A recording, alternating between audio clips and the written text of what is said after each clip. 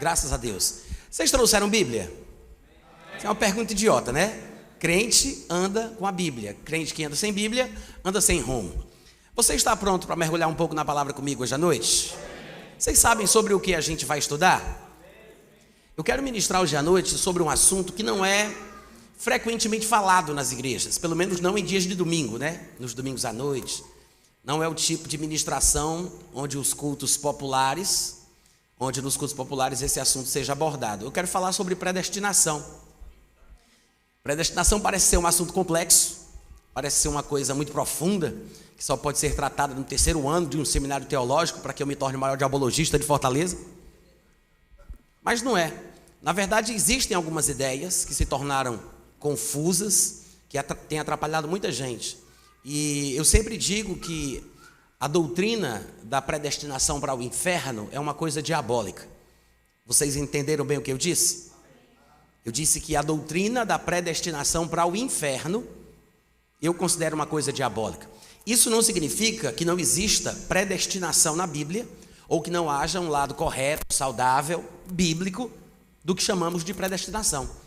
A palavra predestinação aparece em nossas Bíblias, em português, existe uma palavra correspondente no grego, e nós podemos dizer que a predestinação tem o seu lado bíblico, existe o lado bíblico da predestinação, é uma doutrina cristã, mas o que eu digo a respeito da predestinação pode ser bíblico ou não. O problema é que as pessoas têm acrescentado sentido aos textos da Bíblia, quando na verdade deveriam entender as coisas a partir dos textos e não acrescentar sentido neles. O sentido tem que sair da Bíblia e não entrar da Bíblia. Quantos entendem isso? E a teologia da predestinação para o inferno, essa sim eu digo que é diabólica. O calvinismo, que é uma crença determinista, que diz que Deus é aquele que tem controle de todos os detalhes da vida humana, de tudo o que acontece, no seu sentido mais pejorativo que você possa imaginar, porque Deus seria, nessa concepção, o autor do mal, aquele que fez Adão cair, aquele que criou Satanás, e aquele que faz com que pessoas nasçam para que possam ir para o inferno, para que ele seja glorificado por ter o poder de fazer isso. Esse é o sentimento mais nojento que existe nessa doutrina, e muitas vezes o povão não entende porque ninguém fala para a gente. Os próprios calvinistas têm vergonha de assumir a sua crença do jeito que ela é. E eles tentam usar palavras mais amenas, eles tentam usar eufemismos para os termos, as colocações, as doutrinas, os pontos, as crenças. E assim muita gente boa acaba se engabelando por esse tipo de abordagem. Hoje em dia é muito comum que jovens nas universidades, jovens que estão se descobrindo no mundo, começando a se desenvolver intelectualmente, que estão escolhendo uma carreira e que estão descobrindo um mundo novo, muitos deles estão sendo atraídos como o canto da sereia, hipnotizados por pregações de calvinistas que aparecem no YouTube, na internet, através de livros, e muita gente tem considerado o calvinismo como sendo uma doutrina cristã. Mas o calvinismo não é cristão, ainda que ele se mascare atrás de termos tirados da Bíblia, e personagens cristãos tenham defendido as ideias deterministas de Calvino, de Agostinho e de outros personagens ao longo da história do cristianismo. O fato é, irmãos, que crer numa suposta dupla predestinação, ou seja, antes de todos os homens nascerem na eternidade passada, Deus decidiu previamente quem ele iria criar para ir para o céu, Deus decidiu quem ele iria criar para ir para o inferno. Essa é a dupla predestinação. São dois destinos duplamente estabelecidos de forma prévia. A dupla predestinação diz que Deus manda uns para o céu e manda outros para o inferno. A Bíblia não ensina isso, ainda que alguns deles tentem usar versículos da Bíblia para defender essa ideia. Tem alguns versículos que realmente trazem algumas dificuldades textuais, mas grande parte das dificuldades textuais dos versículos que eles usam são, na verdade, problemas de interpretação. Existem algumas questões mais técnicas, como variantes textuais, questões de tradução, questão de pontuação, as notações léxicas, onde é que foi colocado o versículo, onde é que foi colocado a vírgula, onde foi colocado o ponto, porque isso muda o sentido da frase. Eu sei que existem algumas questões que acabam complicando, mas a maioria dos erros que os calvinistas cometem nos textos que eles usam para defender a doutrina deles são erros interpretativos. Eles interpretam o texto de uma forma possível, mas existem outras possibilidades de interpretação para o mesmo texto que eles estão abordando. Não sei por qual razão eles têm predileção pela ideia de que Deus tem que controlar tudo para que ele seja Deus. E assim, onde eles veem brecha nos textos da Bíblia para defender essa ideia, eles fazem isso. Quantos estão me acompanhando até aqui? Então, hoje em dia, o que nós vemos através de pregações como essas, nos púlpitos das igrejas, no YouTube, através de livros que são escritos, eu quero dizer que os proponentes, pregadores e pastores que defendem a ideia determinista, totalitária do calvinismo, não são pessoas idiotas, ignorantes, são pessoas inteligentes. Infelizmente, são pessoas inteligentes.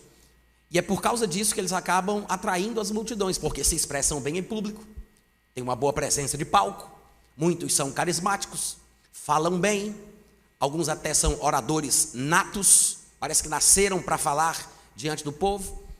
E é claro que através de uma abordagem dessa, as pessoas acabam se convencendo, porque é mais fácil acreditar em quem fala bem, em quem parece ter convicção naquilo que diz, do que simplesmente ouvir alguém que não sabe nem falar português direito, mas que usa os textos da Bíblia de forma coerente. Parece que a pessoa que fala bem, que se expressa bem, que tem mais retórica, que é um bom filósofo, merece mais confiança. Hoje em dia, nós vemos muita filosofia sendo destilada do púlpito. E as pregações estão sumindo. A exposição da palavra de Deus está desaparecendo. Hoje em dia, nesse mundo fashion, onde todo mundo tem vergonha de ser crente, o pessoal prefere ser gospel, né? E as coisas estão sendo modificadas. Hoje em dia, as pessoas não estão mais valorizando a exposição da Bíblia, dos textos da Bíblia. Então, a filosofia substituiu, em alguns lugares, graças a Deus não em todos, mas a filosofia substituiu a exposição da palavra de Deus. Quantos estão me ouvindo? Amém. Eu não estou querendo dizer com isso que nós temos que valorizar a formação acadêmica, ou que temos que valorizar o seminário teológico, ou que precisamos ter um nível superior, fazer pós-graduação, doutorado. Eu não estou falando disso. E não estou criticando também, porque eu acredito que temos que desenvolver essa coisa linda e maravilhosa que Deus colocou dentro de nós, que se chama mente. Eu acho que é legal desenvolver, aprender, estudar, é bom. Mas o evangelho, ele não se baseia em intelectualidade, não se baseia em capacidade humana de filosofar sobre a vida. O evangelho nunca nasceu e nunca se espalhou na boca de homens intelectuais. A maioria dos pregadores cristãos que levaram esse evangelho aos quatro cantos do mundo, até os confins da terra, eram homens iletrados, incultos, pessoas do povão, que talvez até nem soubessem falar o idioma deles direito. Mas o que faz a diferença não é a capacidade de argumentar, filosofar, dialogar, se expor em público, não é a retórica, não é eu saber que na minha plateia eu tenho pessoas visuais, auditivas e sinestésicas, não é essa besteira toda. O que realmente importa é a palavra de Deus na unção do Espírito Santo. Eu prefiro ouvir uma pregação bíblica através de lábios gaguejantes, com um português maldito, e o trocadilho é proposital, através de um português maldito, do que pessoas que falam bem, que me afastam da verdade divina, que mancham para mim o caráter de Deus, que pintam um Deus totalitário, arbitrário, intransigente, controlador, mimado. Um Deus diabólico, que faz aquilo que quer, que manda e desmanda e que não está nem aí para ninguém. Irmãos, Deus, o nosso Deus é amor. O nosso Deus é aquele que envia o próprio Filho para morrer pelos seus inimigos. Existe uma grande religião no mundo chamada islamismo, onde um dos maiores atos de coragem de um seguidor fiel do islamismo é morrer para que outros morram. Morrer para que infiéis possam ser eliminados da terra e sejam lançados no inferno. O maior ato de devoção destes jihadistas é morrer para outros morrerem, mas no cristianismo nós somos inspirados a morrer para que os outros vivam. Amém. Os mártires cristãos não deixam que suas vidas sejam tiradas com o objetivo de que outros morram. como no islamismo eles fazem. Nós até permitimos que sejamos mortos, mas que a nossa morte sirva de testemunho do amor que Deus tem pelos homens. Foi isso que Estevão fez. Enquanto estava sendo apedrejado, ele disse: Deus, não lhes impute este pecado. Jesus fez a mesma coisa na cruz. Pai, perdoa-lhes porque eles não sabem o que fazem. O que é que estes homens estão expressando? Jesus, Estevão, estão expressando que a nossa religião é uma religião de amor, de compaixão, de misericórdia, de inclusão. O calvinismo exclui. O calvinismo, ele é intransigente, porque a visão calvinista é aquela que diz que Deus não ama a todos. Você não vai talvez encontrar um calvinista que tenha coragem de dizer isso com todas as letras. E é possível que alguns aqui que já andaram paquerando com essa doutrina venham me dizer que eu estou sendo desonesto, porque eu não estou representando corretamente o calvinismo. Mas é engano seu. Eu estou falando exatamente aquilo que está nas bases, nos fundamentos doutrinários do calvinismo. O calvinismo diz, e depois você pode estudar isso se quiser nas institutas de Calvino. O calvinismo diz que Deus não ama a todos. O calvinismo diz que Jesus não morreu por todos. Vocês sabiam disso? Não sabiam? Pois fique sabendo. Se alguém aqui estiver sendo arrastado ou influenciado por essas ideias, que isso sirva de vacina, ou de remédio, melhor ainda, né? Vacina é para quem ainda nunca soube de nada, nunca nem chegou perto. Mas é isso que o calvinismo prega: Deus não ama todos, Jesus não morreu por todos. Tanto é que no acróstico, ou no acrônimo, tulipa em inglês, que são as letras que representam os pontos principais da doutrina calvinista, tulip, né? Numa delas tem lá a total depravação para o T, eleição incondicional, unconditional election, para o U, e a terceira opção que vem no L da tulipa deles, né, é um acróstico tulip, o L é limited expiation, expiação limitada. Isso é a doutrina calvinista. São eles quem dizem isso. Não somos nós que estamos tentando ofendê-los dizendo uma coisa que eles jamais disseram. Não, eles não têm vergonha de vir a público dizer que acreditam nisso. Que a expiação na cruz do Calvário não é para todos, porque ela é, segundo falam, limitada. Outros calvinistas chamam a expiação limitada de redenção particular.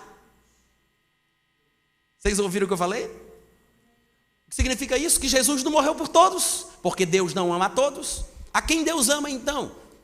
Uma pessoa que gostaria de aprender mais da Bíblia, um crente sincero, um novo convertido, gostaria de saber: a quem Deus ama então? Se segundo o calvinista Deus não ama a todos? Eles dizem. A resposta é: Deus ama aqueles a quem Ele escolheu amar antes mesmo de ter decidido criá-los. Ou seja, Deus ama a quem Ele elegeu amar. Deus ama a quem Ele elegeu para ser salvo. Na visão calvinista, que é na verdade uma espécie de corrupção da visão hindu de castas, onde as pessoas nascem predestinadas a ficarem naquela situação espiritual, naquele estado, naquela condição pelo resto da vida e não podem migrar de uma casta para outra. Na visão cristã, aspas, na visão calvinista, que é uma deturpação do hinduísmo, existem aqueles que estão nas castas dos eleitos e existem aqueles que estão nas castas dos que eles chamam de réprobos, reprováveis. Ou seja, aqueles a quem Deus ama e aqueles a quem Deus não ama. Aqueles por quem Jesus morreu e aqueles por quem Jesus não morreu. Os eleitos foram escolhidos para serem salvos. Por estes, Jesus morreu. Estes são amados, queridos, escolhidos de Deus. Mas os outros não valem nada. São filhos de Satanás, com a natureza caída, imprestáveis. Nasceram para ir para o inferno e é para lá que eles vão. São reprovados por Deus.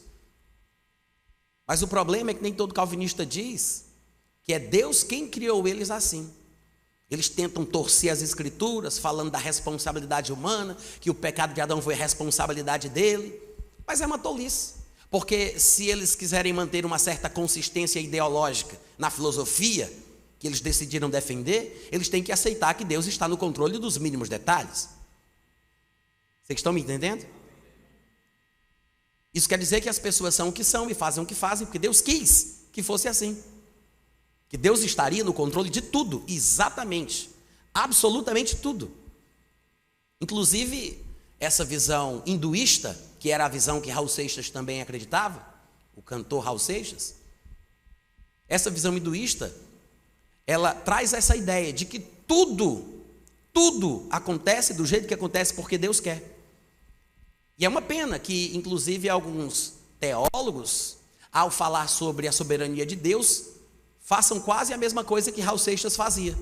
Eles tentam colocar na cabeça do crente que tudo o que acontece, inclusive a morte daquele seu filho com 5 anos de idade, aquele suicídio do teu primo que morreu enforcado, aquela desgraça que aconteceu na sua família, tudo isso aconteceu não porque Deus permitiu, mas é porque Deus quis. Um dos maiores proponentes do calvinismo nos Estados Unidos, chamado John Piper, fez uma pregação, e está no YouTube para quem quiser procurar. Há muito tempo atrás, quando as 2 torres gêmeas do World Trade Center foram demolidas, implodidas, né? E ele fez uma declaração impressionante, porque todos acreditavam que os aviões de árabes, de terroristas islâmicos, tinham destruído as torres. E considerando isso como um fato, ele veio a público em uma das suas pregações e disse: olha, vocês estão pensando que Deus permitiu que isso acontecesse? Vocês estão achando que Deus deixou que essas torres fossem atacadas, atingidas pelos terroristas e pelos aviões? Deus não permitiu. Deus planejou, arquitetou, quis que fosse, garantiu que aconteceria. John Piper, um pregador, aspas, cristão, falando uma besteira dessa. Sabe qual é o meu contra-argumento para esse tipo de abordagem? É esse. Esse é o meu contra-argumento. Porque não merece nem atenção. É ridículo, é podre, é nojento, é diabólico. Vocês estão me ouvindo? Diabólico. Deus é bom. Deus é bom e misericordioso. Ele não está controlando as pessoas para serem como elas são. Raul Seixas, destilando a filosofia hinduísta nas suas canções, ele escreveu uma música chamada Judas, que está no álbum Mata Virgem.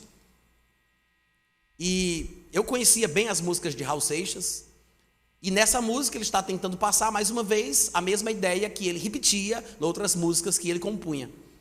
E na música vem um demônio que diz: ei, quem é você? Vamos, responda.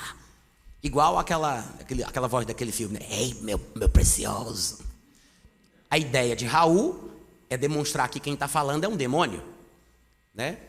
Porque fica no imaginário popular que quem fala assim só pode ser uma entidade das trevas. Daí o demônio pergunta: quem é você? Vamos, responda. Aí Judas, que vai ser quem vai cantar a música, claro que é uma encenação de Raul Seixas como cantor, né? Mas o personagem que canta a canção é Judas. Aí Judas, com a voz aveludada, dando a entender que era um homem de bem, aí ele fala: eu sou Judas. Aí ele diz: parte de um plano secreto, amigo fiel de Jesus, eu fui escolhido por ele para pregá-lo na cruz. Cristo morreu como um homem, o mártir da salvação, deixando para mim, seu amigo, o sinal da traição. Mas tem gente que se assusta nessa hora. Aí ele fez: mas é que lá em cima, lá na beira da piscina, olhando os simples mortais, nas alturas fazem escrituras e nunca nos perguntam se é pouco ou demais. Aí Judas continua falando na segunda estrofe e ele diz: se eu não tivesse traído, morreria cercado de luz, mas o mundo hoje então não teria a marca sagrada da cruz. Olha que lindo. E para provar que me amava, pediu outro gesto de amor. Por que outro? Porque a traição era um gesto de amor, mas ele pediu outro gesto de amor. Pediu que o traísse com um beijo, que minha boca então marcou. Mas é que lá em cima, na beira da piscina, olhando os simples mortais nas alturas, fazem escrituras e nunca nos perguntam se é pouco ou demais. Irmãos, eu nunca parei para pensar sobre isso, mas será que Raul Seixas era calvinista desviado? É a mesma coisa que qualquer bom calvinista que mantenha consistente a sua ideologia deveria dizer. Vocês estão me ouvindo aqui? É a mesma ideia, a mesma coisa. E claro que Raul Seixas foi inspirado no evangelho apócrifo do Novo Testamento, chamado o Evangelho de Judas, né? Onde está escrito isto, supostamente escrito pelo filho de Judas, o que é uma grande tolice, porque a Bíblia já previa que quando Judas se matasse, a sua casa ficaria deserta, ou seja, ele não teria descendentes. É, na verdade, uma obra fictícia, inventada, criada por autores que se passavam por outros. Isso era muito comum naquela época. Lembre-se que não existia imprensa, não existia ISBN, não existia direito autoral, não existia catalogação de livro, não tinha nada disso. Hoje o pessoal plageia, falsifica, imagina naquela época, né? Então as pessoas escreviam livros como se fossem autores que as pessoas respeitariam. Enoque, Judas, não sei quem. É por isso que você encontra por aí o evangelho de Barnabé, o evangelho de Judas, o evangelho de Pedro e assim por diante. São falsificações. Claro que não é qualquer pessoa que se aventura a fazer isso, porque quem tem a ideia de fazer uma falsificação dessa natureza, dessa grandeza, é porque é uma pessoa que se acha muito capaz de imitar aquilo que é verdadeiro. Então são pessoas talentosas, artistas, letradas, que falam e escrevem bem e acabam convencendo os bestas. Então, com base no evangelho apócrifo do Novo Testamento, o evangelho de Judas, Raul Seixas fez essa canção, mas expressa exatamente aquilo que o calvinismo diz. Sentimentos como esse, se fossem verdadeiros, né, de que Judas foi escolhido por Jesus para traí-lo porque era uma necessidade, porque se Jesus não tivesse morrido nós não seríamos salvos, então veja a importância de Judas aos planos de Deus. Isso quer dizer que na verdade a gente acha que Judas foi um grande traidor, imprestável, que foi para o inferno, mas sem Judas ninguém ia para o céu. O que quer dizer que a gente tem que levantar as mãos para Deus e dar glória pela vida e pela traição de Judas. Mas seguindo o mesmo raciocínio, a gente não pode se esquecer de louvar a Deus porque Adão pecou. E não podemos esquecer que também tem a ajuda do nosso amigo Satanás. Porque se não fosse pela ajuda de todos eles, cooperando uns com os outros, nós não teríamos a vida como ela é, não seria as coisas como elas são. Vocês estão me entendendo? Então, irmãos, Judas não foi escolhido para atrair Jesus, como a música de Raul Seixas diz, ou como alguém até poderia ter coragem de dizer dentro do calvinismo. Judas foi escolhido, juntamente com os outros 11, para estarem com ele, para os enviar. Jesus os escolheu para estarem com ele, para os enviar a pregar e para exercer a autoridade de expelir demônios. Essa foi a razão pela qual Jesus escolheu Judas. Está escrito lá em Marcos capítulo 13, Marcos capítulo 3, a partir do versículo 13. E depois em Atos capítulo 1, do 21 em diante, quando Pedro se levanta para falar que existe uma necessidade de que alguém substitua o ministério e o apostolado de Judas, ele fala de pré-requisitos que deveriam ser preenchidos para que essa pessoa o substituísse. E ele diz, é necessário que dos homens que nos acompanharam durante todo o tempo que o Senhor Jesus andou entre nós, começando no batismo de João até o dia em que ele foi elevado às alturas, um destes se torne testemunha conosco da sua ressurreição. E aí ele fala de Judas. Porque essa pessoa substituirá Judas, que se desviou indo para o lugar que lhe era devido. Aí as pessoas acham que essa expressão significa que ele estava predestinado para isso. Não, o que Pedro está dizendo ali, em outras palavras, trocando em miúdos, é que ele teve o que ele mereceu. Ele foi para o lugar que lhe era próprio, para o lugar que lhe era devido. Mas ele deixa bem claro, Judas se desviou do ministério e do chamado. É isso que Pedro diz. Judas não foi escolhido para trair Jesus como parte de um plano secreto, maior, mais profundo, espiritual. E nem Deus usou Judas a seu bel prazer, como um fantoche, uma marionete, um robô.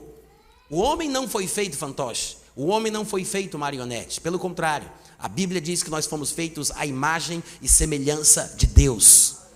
Alguns eruditos diriam que uma possível melhor tradução para essa expressão seria uma duplicata em espécie da categoria divina. Oh, coisa linda! Duplicata em espécie da categoria divina. É isso que você é isso que nós somos, é isso o que Judas foi. Todos os seres humanos são a imagem e semelhança de Deus. Não há demônios encarnados entre nós. Ninguém entendeu nada, mas diga amém pela fé.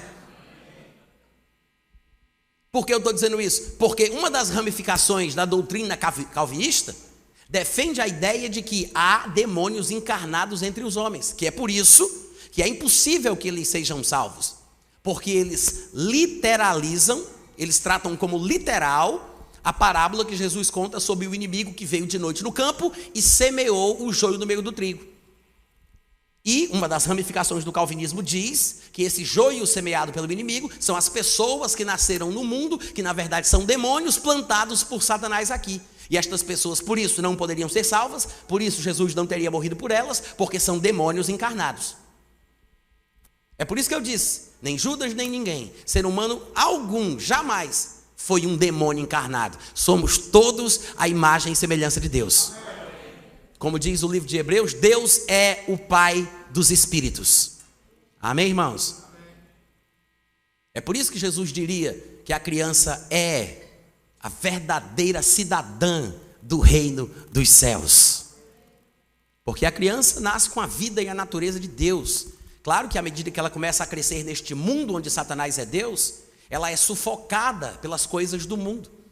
Ela começa a sentir os impulsos e os instintos que a levam a pecar. Paulo mesmo, nascido numa comunidade temente ao Senhor, hebreu de hebreus, da tribo de Benjamim, circuncidado ao 8º dia, ele disse: antigamente, quando eu era muito novinho, antes de entender qualquer coisa da vida, antes de os meus pais me ensinarem a lei, para eu saber o que fazer e o que não fazer, eu tinha vida. Ele disse, antes da lei eu vivia, mas quando meu pai e minha mãe começaram a me ensinar os preceitos da lei, eu morri. Por quê? Ele disse, porque a lei sequestrou o mandamento, a lei sequestrou, raptou e sequestrou o mandamento, me enganou e eu morri. Paulo disse, a lei que dizia, não cobiçarás, me fez ter vontade de cobiçar.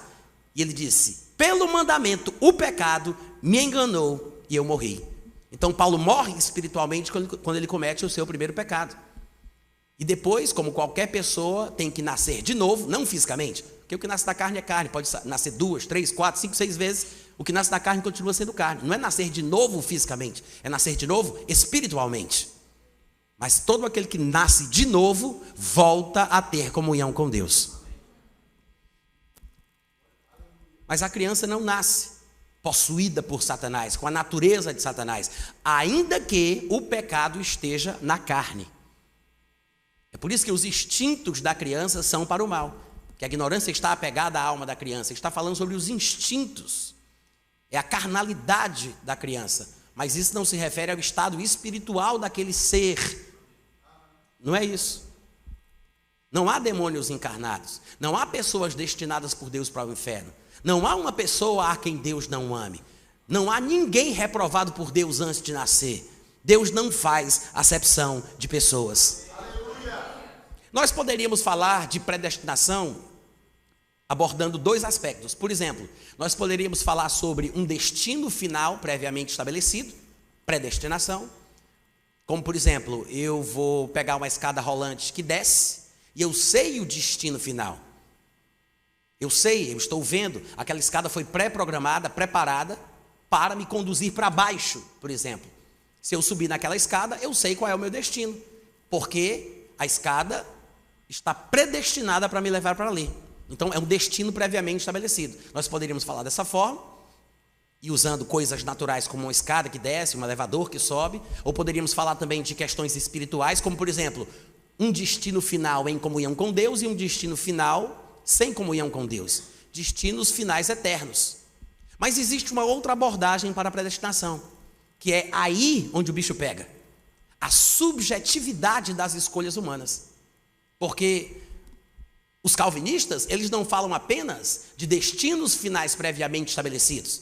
Se eu subir nessa escada rolante, eu sei para onde eu vou. Se eu confessar Jesus, eu sei onde eu vou parar. Eles não falam simplesmente assim, como poderíamos abordar, dizendo que as pessoas são livres, que elas podem escolher e sofrerão ou gozarão das consequências das suas escolhas. Quem confessa Cristo vai para o céu, quem rejeita Cristo perde a bênção. E cada um vai para o destino previamente estabelecido, de acordo com o caminho no qual escolheu andar. Quantos entenderam? Mas o problema é que a abordagem da predestinação calvinista entra na subjetividade da vida, na subjetividade das escolhas. Porque o que eles creem é que a minha rejeição a Cristo foi predeterminada. E não há nada que eu possa fazer para mudar isso. Quantos entenderam?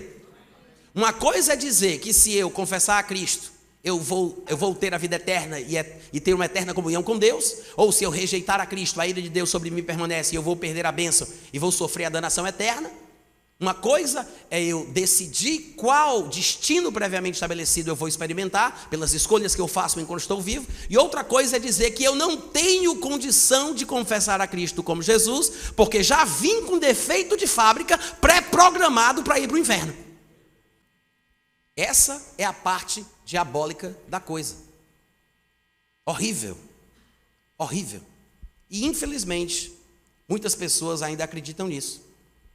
Mas, irmãos, o calvinismo é tão incoerente porque você ouve eles falando que nós não temos escolhas, que Deus é que decide e determina tudo, mas quando você conversa com o calvinista e você tem os seus argumentos bem firmes, ou a sua convicção muito bem fundamentada, e você rebate dizendo que não crê, que acha uma tolice, que isso aí é uma babaquice, que isso é coisa do diabo, é uma interpretação errada da Bíblia, sabe o que acontece? Os calvinistas ficam com ódio, irritados.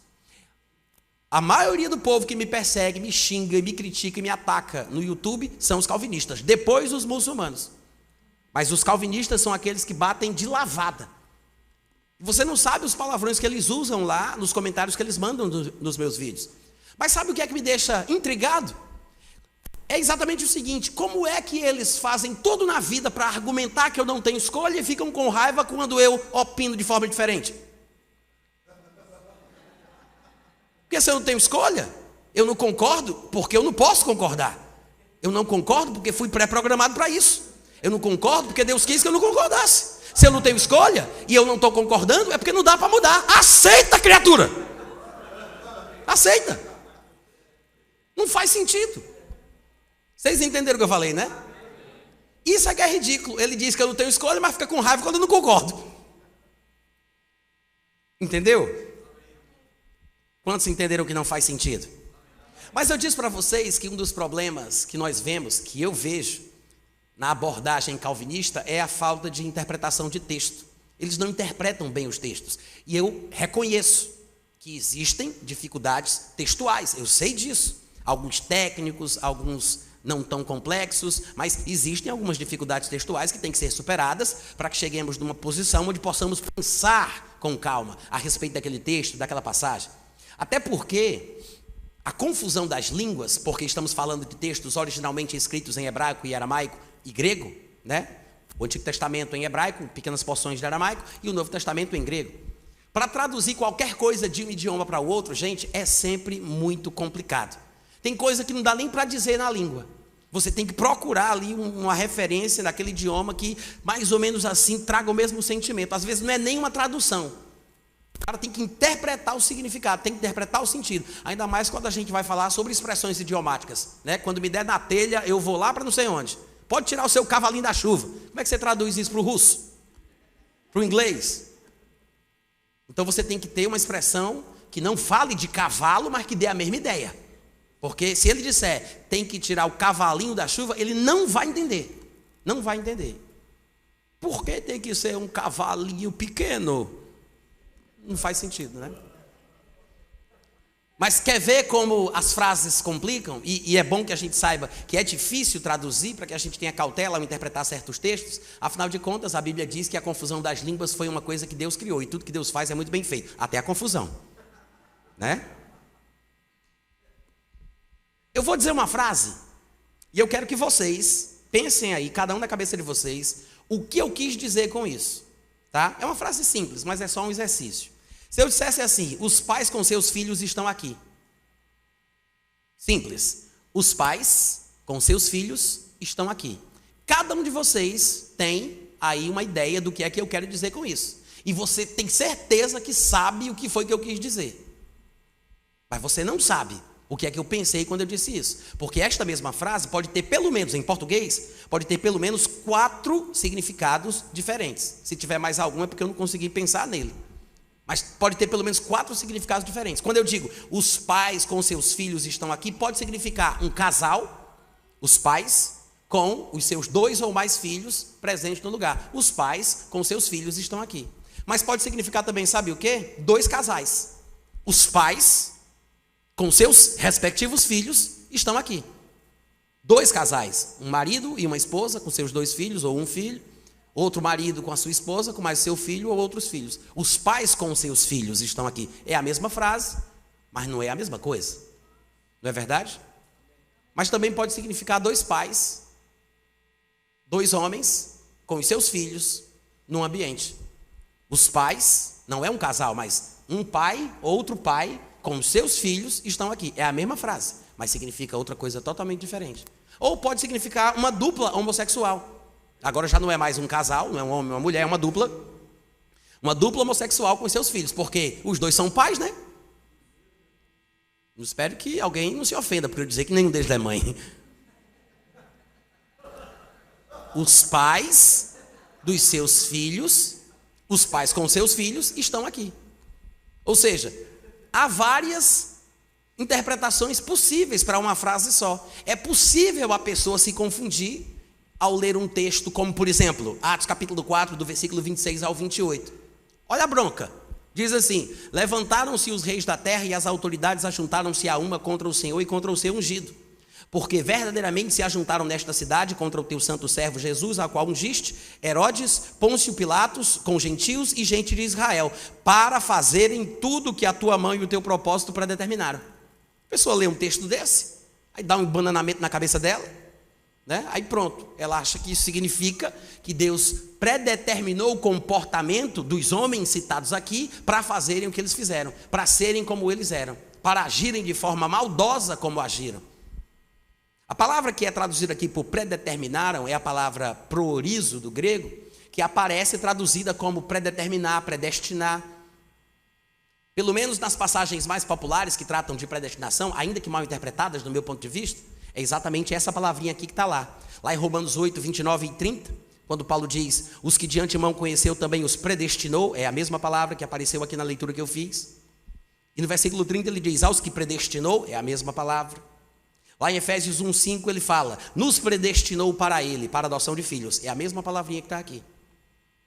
E aparece também em Efésios capítulo 1, versículo 11, nele digo, no qual fomos também feitos herança, predestinados, segundo o propósito daquele que fez todas as coisas e etc.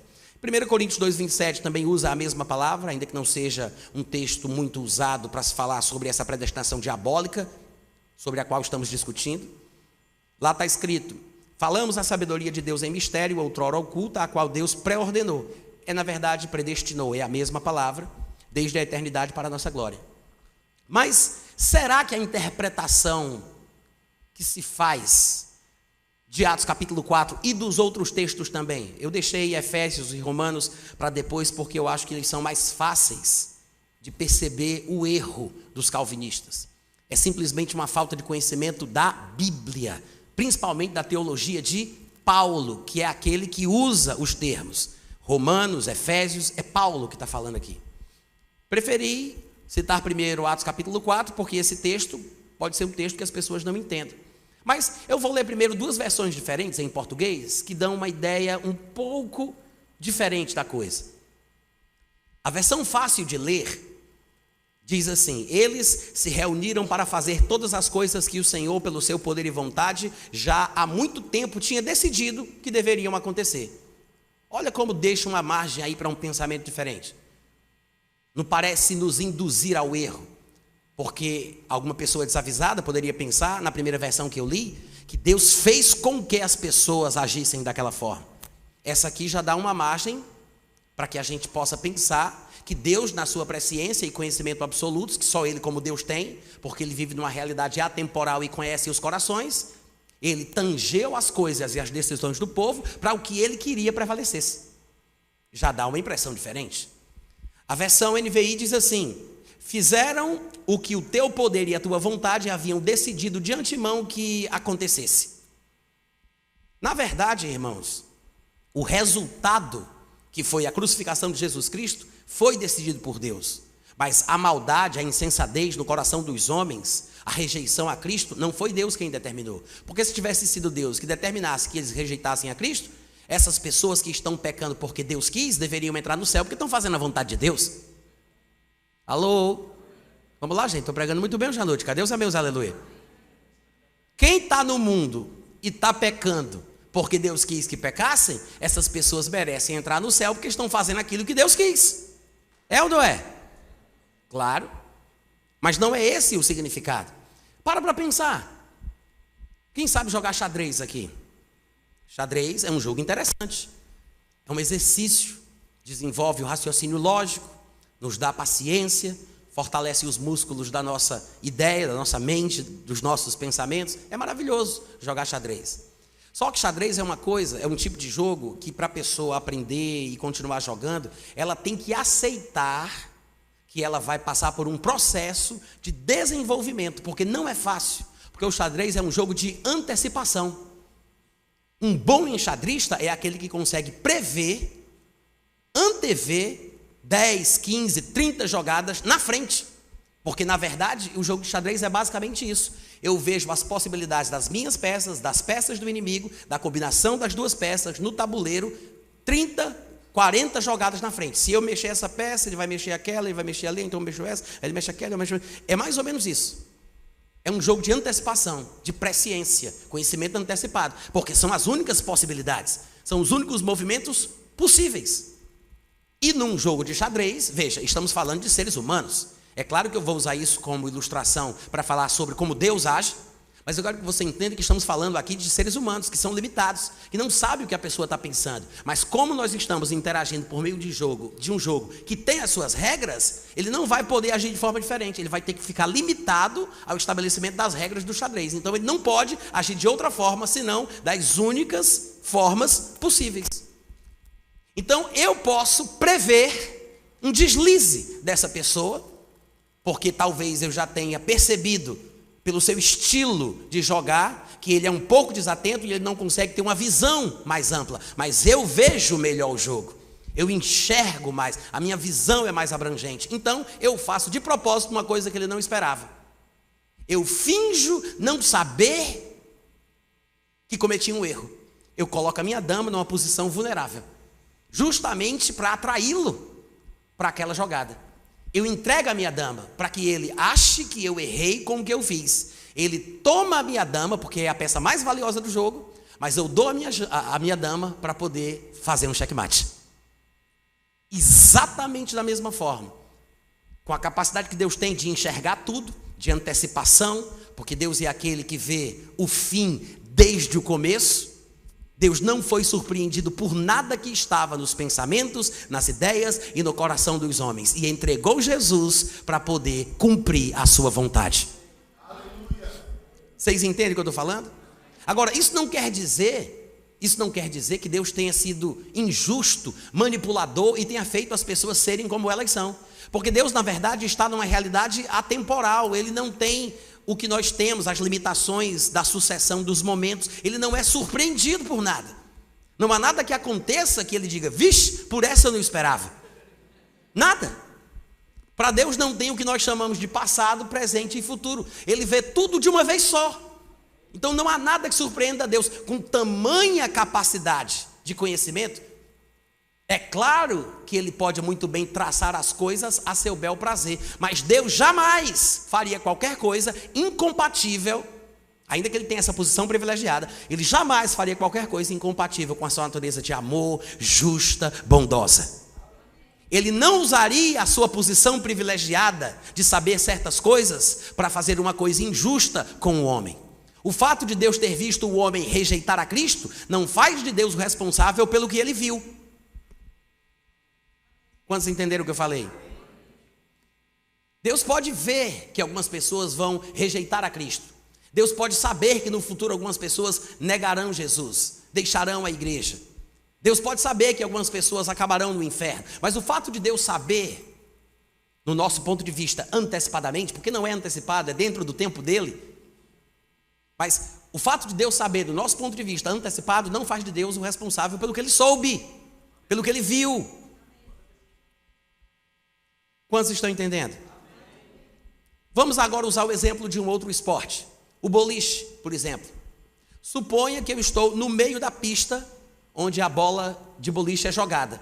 E uma pessoa está lá no começo, o Guto está no começo, vai jogar a bola, eu estou bem aqui. Aí ele joga aquela bola e eu estou aqui com um esfregão na mão, bem grande, pronto para interceptar a bola que ele jogou. A bola vai atingir os pinos, né? Mas eu posso parar aquela bola, colocar a bola para fora da pista, ou posso deixá-la correr. Se eu deixo a bola passar a ponto de atingir nos pinos, eu poderia dizer, ainda que eu soubesse o que estava querendo dizer com isso, que eu decidi que a bola atingisse os pinos. Eu decidi que o Guto acertasse os pinos. Porque eu poderia ter escolhido impedir que o que ele fez, a bola que ele jogou, não chegasse lá. Eu poderia. Mas se eu deixei ela passar, eu posso dizer que a decisão foi minha. Mas não fui eu quem fiz ele jogar a bola. Não fui eu quem fiz ele querer jogar. Não fui eu quem preparei a mira dele. Não fui eu quem fiz ele tomar a iniciativa. Quantos estão entendendo? Então, quando a Bíblia diz, quando há passagens como estas, que os homens se reuniram para fazer todas as coisas que o Senhor, pelo seu poder e vontade, já há muito tempo tinha decidido que deveriam acontecer, nunca suspeite de maldade divina. Nunca suspeite de ação maquiavélica da parte de Deus. Nunca suspeite do caráter de Deus. Se você estiver só conseguindo interpretar desta forma, saiba, o problema está em você. Porque você não está conseguindo ver o texto de uma forma que faça Deus ser o que Ele é. Bom, que não faz acepção de pessoas, que ama a todos. Às vezes é um problema, como eu disse e vou repetir, de interpretação de texto. Vocês estão me ouvindo? Mas os calvinistas, por exemplo, gostam de perguntar: tá, Natan, então vamos dizer que existe o livre-arbítrio, que as pessoas podem fazer aquilo que querem, que elas são responsáveis pelos seus atos, que elas podem decidir, que elas podem escolher fazer certas coisas. O que já é uma tolice, né, gente, pensar que isso não é verdadeiro, porque se eu não posso fazer aquilo que eu quero, se eu não escolho e não decido pela minha própria vida, Deus vai me julgar de quê no juízo final? Ele vai me julgar de quê? Quando chegar no dia do juízo, ele diz: ah, você é aquele, né? Passa, passa. Ele não tem que me julgar de nada, porque se eu fiz o que ele quis que eu fizesse, então ele já sabe para onde é que eu vou. Não tem julgamento. Afinal de contas, quando a Bíblia fala que Deus vai julgar, que vai ter o tribunal de Cristo, que vai ter o trono branco, é tudo fraude, é mentira, é terrorismo. Terrorismo doutrinário, só para deixar a gente com medo, assustado. Eu não decido nada, não escolho nada, vou ser julgado de quê? Eu só fiz o que eu já estava pré-programado para fazer. Mas os calvinistas dizem: tudo bem, se existe o livre-arbítrio, então me diga aí. E ele acha que é muito bonito falar assim. E eu vou dizer como diz um amigo meu: você pensa que é bonito ser feio? Eles dizem: e o anticristo? O anticristo pode se converter? Todo convencido achando, parece um gururu teitei, né? Inchado. Achando que abafou agora, né? E o anticristo vai poder se converter? Porque se existe livre-arbítrio, quer dizer então que o anticristo pode deixar de ser anticristo, receber Jesus e ser salvo para morar no céu? O que é uma tolice pensar dessa forma, porque os textos proféticos que falam de acontecimentos futuros, ainda que possamos considerá-los inevitáveis e que vão acontecer de qualquer forma, nós temos que entender que estes textos proféticos vêm da realidade atemporal divina, vêm lá do mundo onde Deus mora, que não tem passagem do tempo. Então Deus revela coisas que Ele viu acontecendo naquilo que para a gente ainda vai ser futuro, mas para Deus já passou. O fato de Deus revelar antecipadamente o que Ele viu, conjugado a si mesmo, do pretérito perfeito, aquilo que Deus viu acontecendo, quando Deus me revela, não é uma determinação para que aconteça, é um furo de reportagem para a gente ficar sabendo. Deus nos mostra o que Ele viu, o que Ele soube, o que aconteceu, naquilo que para a gente ainda é futuro. Então, é uma forma de Deus nos dar confiança na sua palavra, porque quando Ele nos avisa antes que aconteça o que vai acontecer, quando as coisas começam a se desenrolar diante dos nossos olhos, a gente sabe que esta palavra merece confiança. Muitas vezes as profecias são dadas, entregues, registradas, para que quando elas se cumprirem, nós saibamos que a palavra de Deus merece confiança. O que a Bíblia diz sobre o anticristo, os textos que falam sobre o que ele fará, sobre como ele será, como agirá, não são predeterminações para que ele seja o que a Bíblia diz que ele foi, o que ele fez. Na verdade, são revelações, furos de reportagem, informações divinas de coisas que ele já viu acontecendo. Esse é o problema, porque a conjugação verbal, ela nos atrapalha. É confuso tentar expressar as coisas espirituais com uma língua que depende totalmente do tempo. Como é que a gente fala isso? No português a gente tem o passado perfeito, tem o passado imperfeito e tem um passado que é mais do que perfeito. A gente tem o futuro do presente, mas tem o futuro do passado. Seria, se fosse. Como é que você vai conseguir expressar bem, do ponto de vista divino, sem fazer qualquer injustiça, alguma coisa com uma linguagem tão limitada e confusa como essa? Alguns de nós não sabem nem como falar direito. Imagina para falar sobre o ponto de vista de Deus, a respeito do que ele falou, sobre o que ele viu acontecendo quando o anticristo esteve na terra. É por isso que quando você vai ler Atos capítulo 20, versículo 4, por exemplo, João diz, eu vi, olha a conjugação verbal apontando para o passado, ele disse, eu vi também tronos, nestes sentaram-se aqueles aos quais foi dada a autoridade de julgar, vi ainda as almas dos decapitados por causa do testemunho de Jesus, bem como por causa da palavra de Deus, tantos quantos não adoraram a besta, nem tampouco a sua imagem, não receberam a marca na fronte e na mão, e viveram, viveram e reinaram com Cristo durante 1000 anos. Ele disse, viveram e reinaram por 1000 anos. E o homem escreveu isso aqui no ano 90 depois de Cristo. E a gente já está em 2019, ainda não aconteceu. E João disse, eu vi. Ele não disse, veremos, vereis, verás. Não, ele disse, eu vi. Já aconteceu. Se sentaram, viveram, reinaram. Foi assim. Por quê? Porque ele está compartilhando o que Deus passou para ele. Ele está ali expressando pelo Espírito de Deus, que vive nessa realidade louca que a gente não entende, pelo Espírito de Deus, ele está falando uma coisa que para Deus já passou. Mas isso não é uma predeterminação para que sejam assim, é uma revelação do que Deus já viu acontecendo. Mas as escolhas, as decisões, o que foi feito, não foi Deus quem determinou. O fato de Deus saber antecipadamente das coisas que ele viu, não faz de Deus o responsável pelo que ele soube.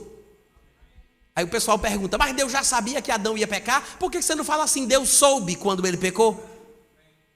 Qual é a diferença? Se para Deus não existe presente, passado e futuro? Se essas conjugações verbais somente demonstram a nossa fragilidade, limitação e ignorância? Porque se eu vou dizer que Deus sabia que Adão ia pecar antes de ter criado ele, eu também posso dizer que Deus soube porque ele viu quando Adão pecou. Porque para Deus não tem diferença. Só que a forma que a gente fala induz as pessoas ao erro. Porque nós temos escolhas para a forma de falar. O nosso ponto de vista é que é limitado e limitante quando nós compartilhamos a nossa incapacidade de pensar a partir de uma outra perspectiva. Nunca se esqueça, o nosso ponto de vista é apenas a visão a partir de um ponto. Muito obrigado pelo entusiasmo. Deus abençoe a família de vocês, tá? E o que é engraçado é o seguinte, algumas pessoas poderiam dizer assim, por que Deus permite pessoas más nascerem, crescerem, viverem, matarem, estuprarem, sequestrarem? Por que Deus permite? Né? Porque se ele é soberano, por que ele permite? Tem gente que tem dúvidas sobre isso, mas irmãos, sinceramente, Deus permite justamente porque ele não controla todas as coisas e ele é justo. Eu sei que alguém poderia pensar assim, não seria melhor Deus ter interrompido essas vidas antes mesmo de terem nascido? Porque se Deus, por exemplo, tivesse matado Hitler ainda no berço, não teria sido muito melhor? Só que tem um detalhe, gente. Se Deus fizesse isso e ele deixasse viver somente o povo bom e eliminasse toda a banda podre, como é que a gente poderia chamar Deus de justo? Como é que a gente poderia chamar Deus de bom? Se não há pessoas más que o desprezam, que escarnecem dele, que o rejeitam, como podemos acreditar na sua bondade? A presença da árvore do conhecimento do bem e do mal do jardim do Éden não é uma prova de que Deus é injusto e que manipula a queda do homem. Ele não colocou a árvore do conhecimento do bem e do mal lá para que o homem comesse do fruto, pecasse e caísse. Ele colocou a árvore ali para provar que ele é justo e ele é bom. Porque se o homem estava no Éden sem a oportunidade de pecar, como ele poderia saber que servia a Deus porque queria? Ou se não era porque lhe faltava escolha? Então, Deus não poderia ter criado o homem sem a chance, a condição, a oportunidade de pecar. Porque a oportunidade de pecar prova que eu sirvo a Deus porque quero e não porque me falta escolha. Imagina um professor numa sala de aula que vai fazer uma avaliação do seu trabalho. E ele entrega os formulários aos alunos E aí os alunos respondem com sinceridade. Ele pede que o povo fale à vontade, porque aquilo ali é anônimo, não precisa colocar o nome. E aí o pessoal aproveita e fala: eu não gostei disso, não gostei daquilo, esse professor é assim, esse professor é assado, detestei esse comportamento, detestei aquilo. Aí ele vai para casa, antes de entregar na diretoria o levantamento que ele fez. Aí ele dá uma olhadinha em todos os formulários, aí ele rasga, toca fogo em todos aqueles que falaram mal dele. Aí ele leva só os relatórios que falaram bem. Aí está aqui, o relatório da classe. Isso não seria um relatório verdadeiro? Ele não estaria sendo justo? Eliminar a oposição demonstra falta de caráter. E Deus não é assim. As pessoas têm liberdade para pensar o que quiser, para sentir o que quiser, falar mal de Deus, rejeitar Deus. Tanto é que acontece. Não é porque Deus quer, é porque Deus deixa. Claro que Deus quer que elas tenham a oportunidade de decidir. Mas não significa que Ele faz com que elas decidam não servi-lo. Quantos entendem a diferença? Mas de vez em quando você vai ver um calvinista argumentando da seguinte forma: não, Natan, não é bem assim. Os homens, eles nascem pecadores, imprestáveis, filhos do diabo, com a natureza diabólica já no seu coração, estão corrompidos, eles têm a natureza do pecado, é uma herança maldita que veio desde Adão. Todos os homens estão condenados ao inferno. Quando Deus decide salvar um ou outro dessa massa perdida, Ele não está sendo mal porque não salvou todos. Ele não fez com que eles se tornassem assim. Ele está salvando os que Ele quis. Então Ele está sendo bom e misericordioso para com alguns. Mas não podemos dizer que Ele é mau porque Ele não salvou todo mundo. Ele salva os que Ele quer.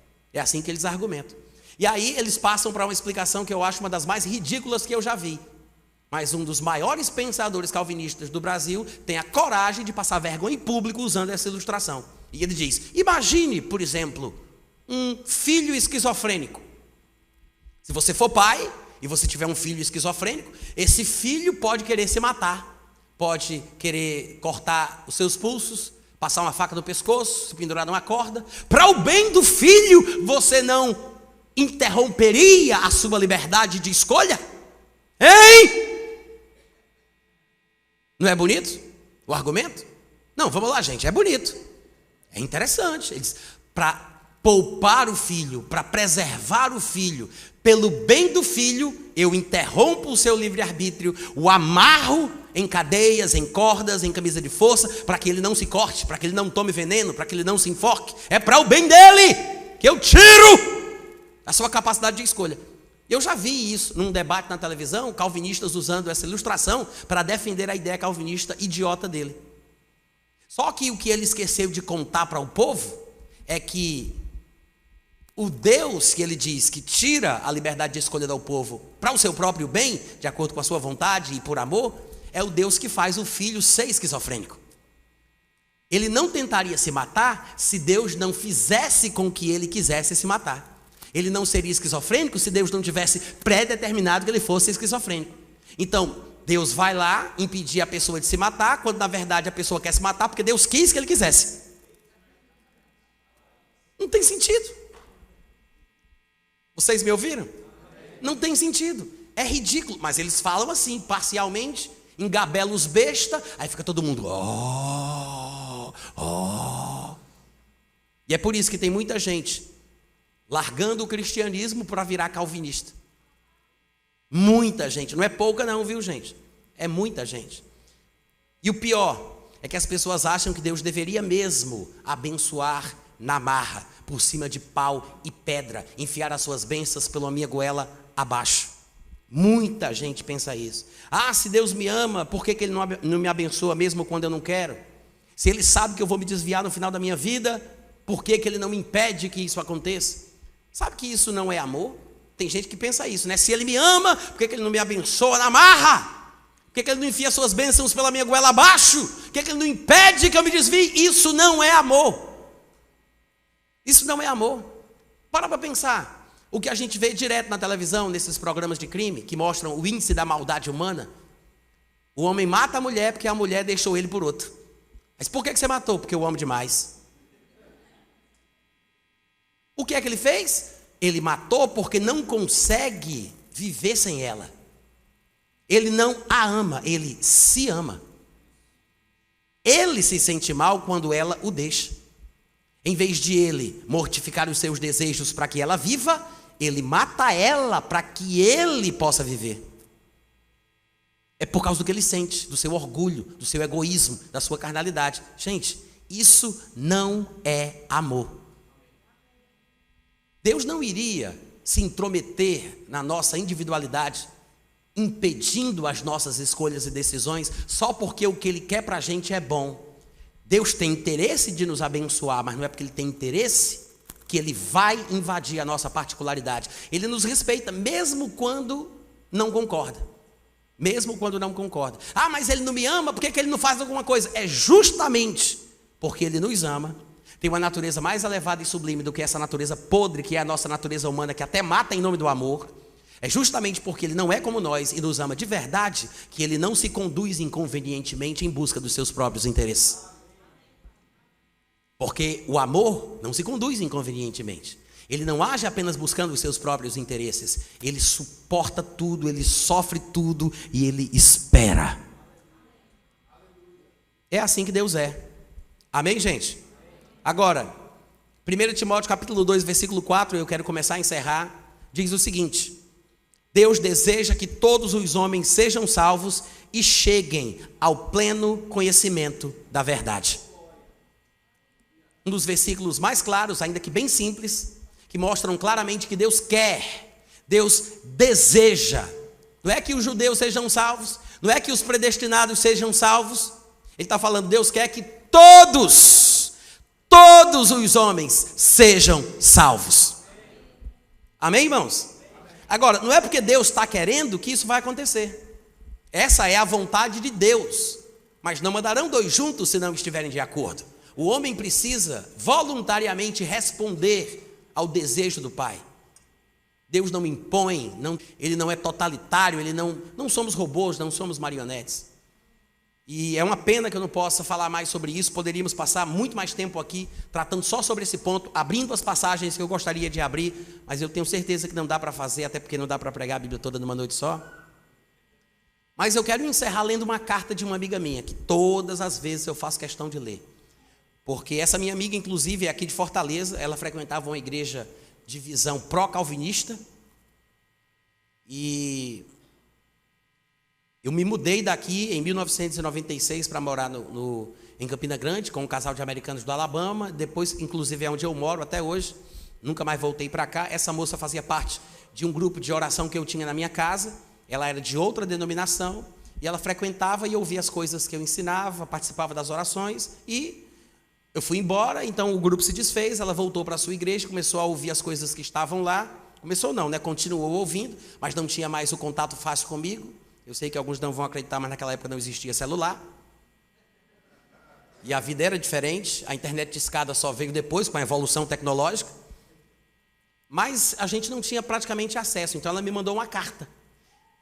Em 10 de agosto de 1997, ela escreveu para mim dizendo: saudades. São tantas coisas que passam pela minha cabeça que eu não sei por onde começar. Veja o conflito. Ela estava dentro de uma igreja de visão calvinista. E ela não sabia a quem recorrer. E ela quis passar para mim o que aconteceu com ela por causa da influência das coisas que ela ouviu. Primeiramente, eu queria te confessar que eu tenho medo de abrir-te o meu coração, porque sei que vou levar muita bronca pelo que você vai ver lá. Eu não gostaria de te decepcionar, muito menos preocupar. Mas também não quero aparentar o que não sou mais. Se você quer mesmo saber como estou, vou começar pelo pior, o espiritual. Posso quase ouvir você dizendo agora: misericórdia. Meu relacionamento com Deus está complicado. Talvez você diga que eu devo buscá-lo mais, orar mais, etc. O fato é que cansei de fazer isso exatamente porque não obtive dele resposta alguma, pelo menos não pessoal, como indivíduo, como sempre pensei que fosse, mas sempre fazendo parte de uma coletividade, no povão, nada direcionado a problemas e decisões específicas, nada. Você me conhece um pouco e sabe como sempre eu busquei com sinceridade, tinha meu coração sedento. Não é que me ache a melhor ou pior agora das criaturas. Não é que só gostaria de me sentir, aliás, saber que eu sou especial para Ele. Se faço diferença ou não no seu tão seleto número de escolhidos. Cada dia mais eu acho que ele faz acepção de pessoas. Eu imagino que você deva estar de queixo caído ao ler tudo isso, altamente decepcionado, super aflito. Desculpe-me, sei que devo estar beirando o abismo da blasfêmia, mas eu gostaria que ele se manifestasse de alguma maneira, nem que fosse para me repreender. Tudo o que fiz ou disse nesses tempos foi só para chamar sua atenção. Afinal, Deus não corrige o filho a quem ama? Então, ou eu não sou filha, ou ele não me ama. Não sei mais nem o que pensar. Eu estive bem pior, sabe? Eu vivia deprimida, chorava o tempo inteiro, clamava a ele, sim, por alguma resposta, uma palavra amiga, e nada. A dúvida de tudo que eu sempre criei ser verdade deu-me medo de tentar o suicídio, como por 2 vezes eu quis. Para falar a verdade, eu não sei quem sou. Sinto-me abandonada por ele, por mais que você vai me dizer que não. Sinto-me órfão de pai pela 2ª vez. Tenho medo de tudo. Acho-me vulnerável. Não sei no que crer. Acho que no final ele conspira contra mim, porque eu não me rebelei. E eu vivo temendo a sua vingança. Se a predestinação existe, como alguns acham, será que eu não fui escolhida para ser outra coisa e eu é que estou insistindo em querer ser parte do povo eleito? É inteligente, não é? Dizer que é uma cearense inteligente é redundante, né? Aí ela diz, sabe o que eu queria? Eu queria respostas. Dialogar com alguém que me conhecesse e não me recriminasse de cara. Preciso de ajuda e sei disso, mas tenho tanto medo de conversar com alguém a respeito de tudo isso. Talvez ninguém entenda que eu, que sempre fui tão firme, tão crente, esteja passando por uma crise mais ou menos de 18 meses, 1 ano e meio, tão forte quanto essa. Mas, quanto maior o gigante, maior a queda. Minha mãe talvez suspeite, mas não tem certeza do que esteja acontecendo. E eu quero que continue assim, ela já tem preocupação demais. Até porque quem deveria ser o mais preocupado com a ovelha que se perde, falando de Deus, continua para mim surdo, mudo, cego. Talvez eu me aproximando de você, ele agora me note. E você também, vê se não me esquece. Desculpe o besteirol acima, mas não me abandone. Eu aguardo ansiosa os seus carões. Quando eu li essa carta, muito tempo atrás, antes de eu reencontrar essa minha amiga, que me deu permissão para fazer essa leitura, desde que eu não dissesse nem o nome nem o sobrenome dela, quando eu li essa carta, a maioria das pessoas perguntavam, como está a sua amiga? Era a primeira pergunta que o povo me fazia, como está a sua amiga? E fazia mais de 10 anos, sei lá quanto tempo, que eu não tinha contato com ela, tinha perdido totalmente o contato. Depois eu fui atrás dela, fui na casa que ela morava com a mãe, antes dela casar, deixei um bilhetezinho lá, coloquei meu telefone, ela acabou encontrando, fez contato e hoje a gente tem, inclusive, a gente tem contato hoje em dia, né? É porque eu ia dizer uma besteira. Aí, opa! O que acontece? Hoje ela está super bem, casada, está pastoreando uma igreja, ministrando a palavra, tranquila, graças a Deus. Mas, irmãos, eu conheço histórias de pessoas que se mataram quando entraram numa crise depressiva como essa. Sabia? Crentes. Pastores, mulher de pastor, que se matou, porque entrou em parafuso, uma crise existencial diabólica, influenciada por pensamentos assim, filosofias como estas, que estão substituindo a verdade da palavra de Deus por baboseira. Eu sei que alguns de vocês gostariam que eu fizesse uma exposição mais dos textos de Efésios, de Romanos. Infelizmente, a hora está muito avançada e não dá para a gente fazer isso. Mas quando você for ler em casa o texto de Efésios, capítulo 1, que fala de predestinação, tenha em mente uma coisa. O texto não está falando que Deus nos predestinou para recebermos Jesus. Ele está falando que Deus nos predestinou para sermos como Jesus. O problema é que as pessoas não entendem a expressão adoção de filhos. O versículo 5 diz, nos predestinou para Ele, para a adoção de filhos. Aí o pessoal pensa que isso significa que eu fui predestinado para receber Jesus, para ser adotado por Deus como filho, mas não é esse o significado. A expressão adoção de filhos é uma expressão que só Paulo usa no Novo Testamento, só Paulo, ninguém mais. Então você tem que ler os textos de Paulo para entender o que é que ele quer dizer com isso, porque ninguém mais, jamais falou assim. E nós temos um dicionário etimológico das palavras originais da Bíblia, um dicionário que fala que a palavra adoção, aquele W-E ou E-W, Vini, vocês devem conhecer. Esse dicionário diz que a palavra adoção ela foi mal empregada em nossas versões em português. Porque, na verdade, Paulo não estava falando que nós fomos adotados por Deus, como na nossa sociedade moderna nós fazemos. Porque, na verdade, o próprio texto bíblico ensina que Deus nos gerou pela sua palavra. Nós não somos filhos adotados ou considerados como tais. Nós somos filhos porque nós nascemos de novo pela geração, pela semente divina. Eu fui gerado, eu nasci de novo. Então eu não sou filho adotado. Mas as pessoas acham que Paulo estava falando que Deus nos predestinou para sermos adotados como filhos, ou seja, para receber Jesus. Mas a expressão adoção de filhos usada por Paulo é, na verdade, um enigma que ele usou, uma expressão que ele usou para dar a entender sobre o que vai acontecer conosco após a ressurreição. Porque a adoção de filhos, no ponto de vista de Paulo, era a redenção do nosso corpo. É ele quem diz isso lá em Romanos 8, 23. Ele diz: não somente a natureza geme e suporta angústias até agora, mas nós também, que temos as primícias do Espírito, também gememos em nós mesmos, esperando a adoção de filhos, a saber, a redenção do nosso corpo. Então veja, a adoção de filhos não é o que às vezes a gente pensa. Não é ser adotado como filho, não é receber Jesus, não é ser salvo, não é nascer de novo. A adoção de filhos, na teologia paulina, é ter o corpo ressuscitado, ter o corpo transformado, que vai acontecer no arrebatamento ou na ressurreição. Então, quando Paulo diz, ele nos predestinou para a adoção de filhos, ele não está dizendo que nos predestinou para aceitar Jesus. Ele está dizendo que depois que aceitamos Jesus, estamos predestinados para ter o nosso corpo transformado, para sermos iguais ao que Jesus já é. É esse o sentido que aparece também lá em Romanos capítulo 8, versículo 28 e 29. Ele diz: sabemos que todas as coisas cooperam para o bem daqueles que amam a Deus, dos que foram chamados segundo o seu propósito. Qual é o propósito? Ele diz: porque os que de antemão conheceu, também os predestinou para serem conformes à imagem de seu Filho. Ou seja, o que Jesus Cristo é hoje assentado à direita de Deus é o nosso destino. Eu fui predestinado para ser conforme a imagem do que Jesus é. Não do que ele foi quando estava aqui na terra, mas do que ele já é. Há uma diferença entre o estado de Jesus neste mundo e o estado atual de Jesus Cristo. Nós não fomos predestinados para sermos crentes. Nós fomos predestinados, depois de crentes, para sermos como Jesus é hoje. É isso que João também fala em 1 João 3,1. Ele diz: amados, vede que grande amor nos tem concedido o Pai, a ponto de sermos chamados de filhos de Deus. E de fato nós somos filhos. É por essa razão que o mundo não nos conhece, porquanto não conheceu a Ele mesmo quando Ele esteve aqui na terra. Amados, agora somos filhos, mas ainda não se manifestou o que nós vamos ser.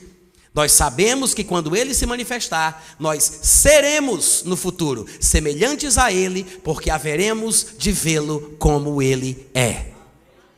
Em outras palavras, nós somos o que Ele foi, mas nós seremos o que Ele é.